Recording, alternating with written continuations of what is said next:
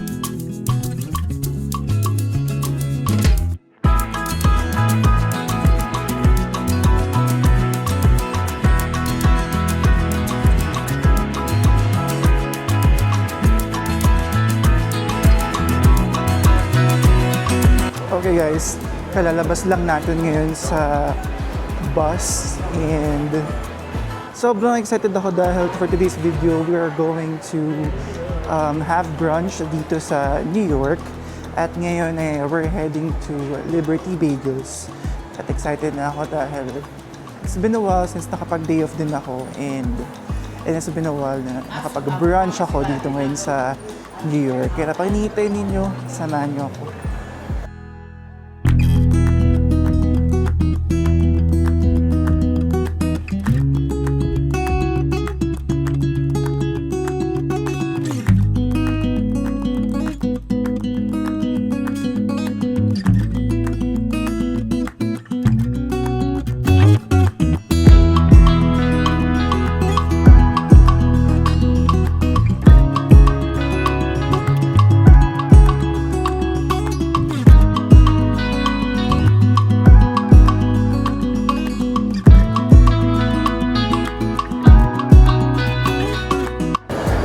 Teenager pa lang ako, mahilig na ako pumunta sa New York. As in, high school pala ako. Tumatakas na ako sa amin para lang makapunta ng New York. I remember that time, sinabi ko sa sarili ko na bago matapos yung taon, kasi that was like December 24, December 25, and then sabi ko gusto ko nakita yung Rockefeller. And then for some reason, may isa sa mga tita ko nagregalo sa akin ng $50. So I actually used that money para punta dito sa New York kasi that time gusto ko talaga makita yung Rockefeller. Tandang-tanda ko pa talaga yun. Pero ngayon of course dahil nga medyo we're old enough, diba? At kahit pa paano medyo may edad na tayo so we can actually take care of ourselves. Is anytime nakapunta na tayo ng New York. Kaso nga lang because adulting is hindi nga lang araw-araw, which is fine. Pero ngayon we're here para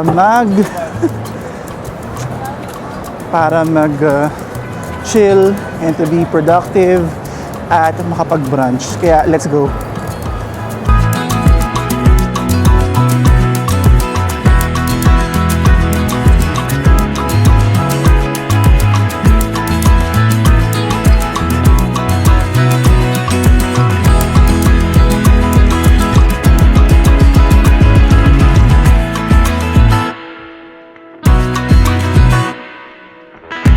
So yun nga guys, malapit-lapit na tayo ngayon sa Liberty Bagels kung saan isa to sa mga pinaka-well-known na pinaka-masasarap na bagel dito sa New York City.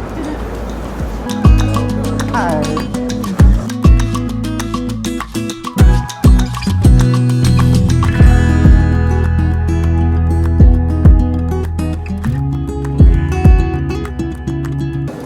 So yun nga guys, every time na pupila ko dito or pupunta ko dito, talagang pila talaga siya. As in, pila kung pila. And ang masarap naman kasi dito is, hindi lang masarap yung bagels nila, but also, pati yung ibang flavors ng cream cheese nila na usually, hindi ko na masyado nakikita sa mga um, sa mga bagel places sa New Jersey. Pero I highly suggest kung pupunta kayo dito sa New York City and gusto nyo mag-breakfast, pumunta kayo dito sa Liberty Bagels, okay?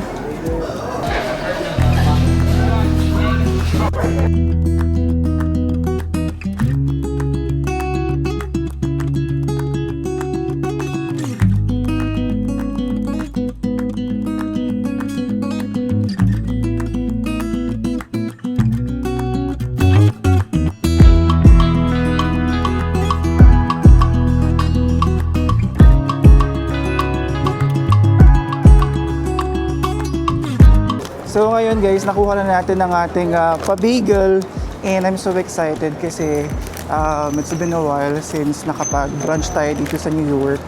Ang in-order ko nga pala guys is garlic bagel na may bacon scallion cream cheese na may lettuce, tomato, and maraming onions. Well ngayon, we're on our way ngayon sa Dunkin' para kumuha ng kape. And then after nito, I don't know, tignan natin kung saan tayo pupunta.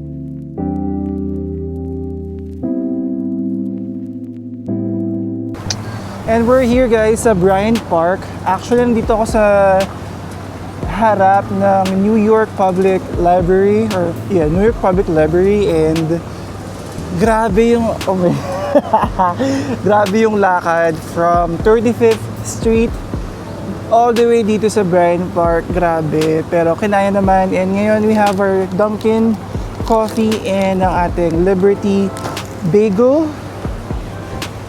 Now it's time para para makapag-brunch naman tayo dito.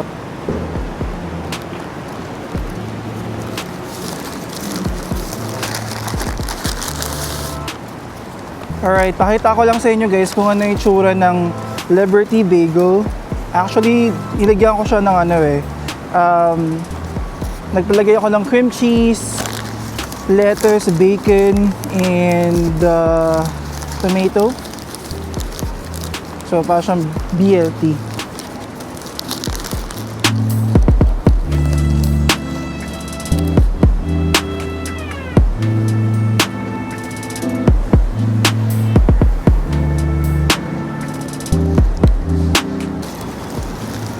Hahatiin ko siya guys. Well, nahati na siya, pero ito siya.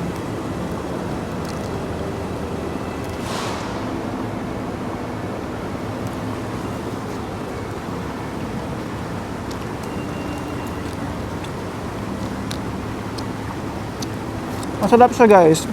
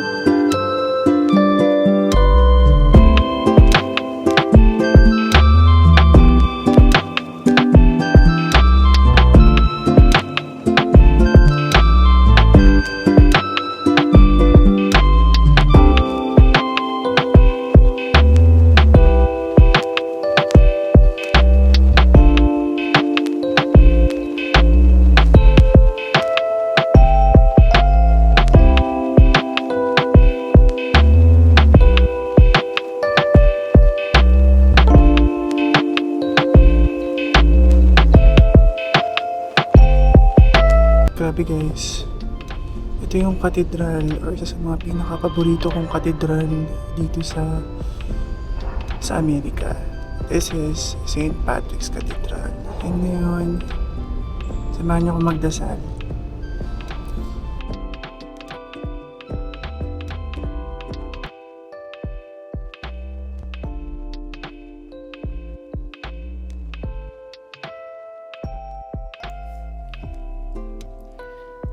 Hi Lord, salamat po sa lahat ng blessings po lately Kahit marami pong pagsubok this year, kinakaya ko pa naman po sa tulong ninyo. Salamat din po dahil sa hindi niyo po ako pinapabayaan araw-araw. Alam ko po na hindi pa po panahon para ibigay ang pangarap ko. Pero naniniwala po ako na one day, na darating din yung araw na I'll be able to reach my dreams sa life. Salamat din po dahil hindi nyo rin po pinapabayaan ang mga loved ones ko. Tulad ng mga magulang ko, relatives ko, at lalo na po yung mga kaibigan ko. I believe po na lahat ng bagay na nangyayari is may dahilan. Lahat ng bagay na nangyayari ngayon is may reason kung ba't kailangan ko po ito pagdaanan. Malabo man sa ngayon, pero I know one day, it will all make sense.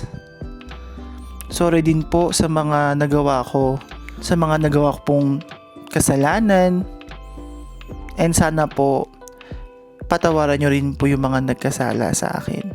Alam ko po na lahat ng bagay dito sa mundo is may kapalit na karma. Bad karma para sa mga taong masasama at good karma naman para sa mga taong mabubuti. Lord, sana po ilayo niyo po ako sa mga masasamang taong may masamang intention po sa akin. And please, mas ilapit niyo pa po ako sa mga taong mas mabubuting intensyon, may mabubuting puso, tulad po ng mga kaibigan ko po. Again, maraming salamat Lord